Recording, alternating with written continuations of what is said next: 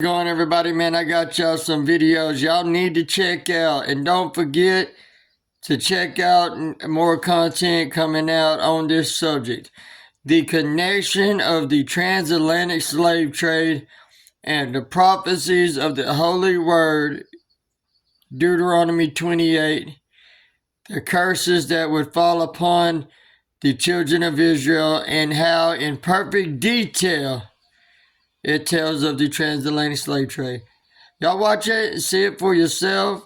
I'm going to put more videos out. We're going to have I'm going to put a video out just me discussing this. Use a scripture.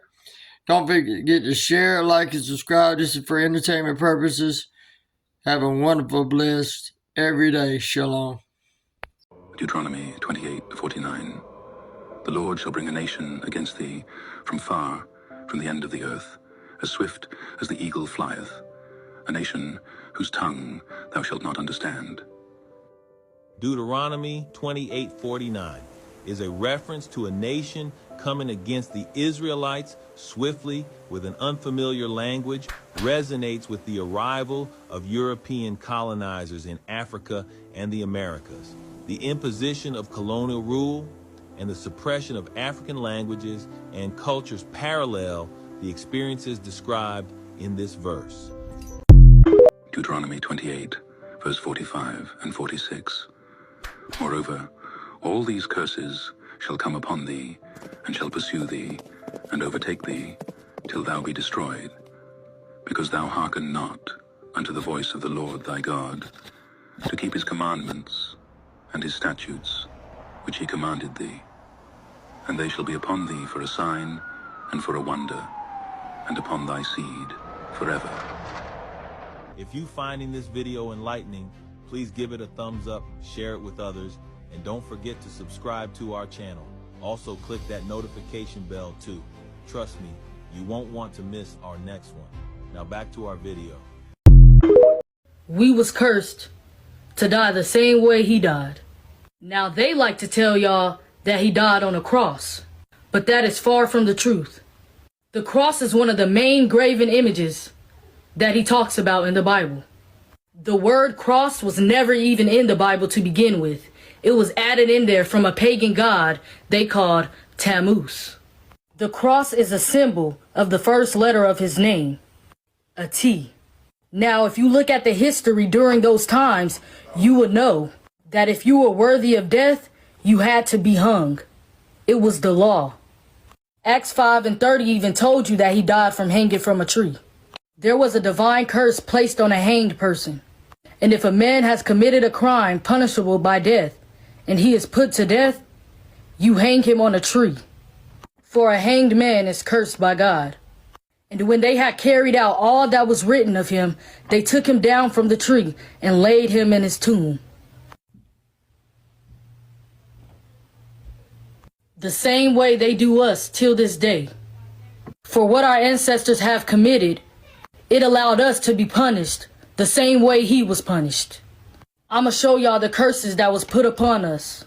Slavery and captivity. Having no power to stand against our enemies. Being sent back to Egypt again by ships. Exiled in the land of our enemies. Scattered among all nations. A very sick and disease-stricken people. At the bottom socially, with other races high above us. Lost the true knowledge of who we were, and will be called by many scornful nicknames, other than Israel and Hebrew, which is still happening to this day. Packed into prisons and jails. A non-properous people. We even hate each other, and oppress people by our enemies. The world will not tell you who or where the Israelites are today, but the scriptures will. There's nothing new underneath the sun. There is nothing new. Our sons and daughters will be given to another nation, while your eyes grow weary, looking for them day after day, with no power in your hand. With no power in your hand. With none at all.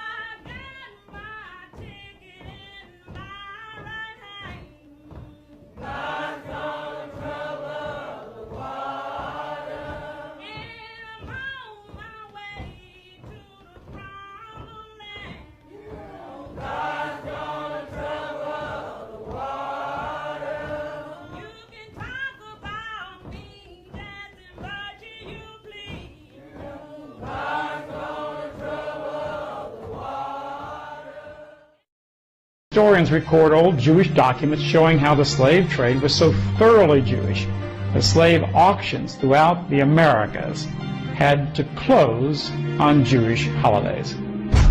Brazil received far more African slaves than North America. A. Witzner, another official of the Jewish Historical Society, in his book Jews in Colonial Brazil, pages 72 and 73, wrote, quote, "The buyers who appeared at the auctions were almost always Jews, and because of their lack of competitors, they could buy slaves at low prices. If it happened that the date of such an auction fell on a Jewish holiday, the auction had to be postponed." Studying the Jewish histories of the New World, I began to learn of a carefully recorded Jewish history that you and I are not permitted to know about. I discovered that many centuries before the transatlantic slave trade, that Jews had dominated the slave trade in the entire Western world for the last 2,000 years, even as far back as Roman times. Duncan Wagnall's Jewish Encyclopedia, Volume 10, page 48, writes, quote, "The trade in slavery constituted the main source of livelihood for the Roman Jews. In the 5th century, Pope Gelasius permitted Jews to introduce slaves from Gaul into Italy on the condition that they were non-Christian. In the 8th century, Charlemagne explicitly allowed the Jews to act as intermediaries in the slave trade. In A History of the Jews from Babylonian Exile to the End of World War II, published by the Jewish Publication Society of America, the author writes, quote, "The Jews were among the most important slave dealers in European society." And here's a quote from the famous Jewish historian Jacob Marcus in the Encyclopedia Britannica. He matter-of-factly talks about the Jewish control of commerce in the Middle Ages. Quote, "In the Dark Ages, the commerce of Western Europe was largely in his hand, in particular, the slave trade." Everybody's praying for peace, but who's gonna protect us from the police? Keep these chains off me, 'cause I don't wanna be another seat underneath the hanging tree. Pray for me, Lord, don't let me be another seat underneath the hanging tree. On our bodies, color of purple fruit, shoot. Power of the black dollars, spent on designers that don't give a damn about you.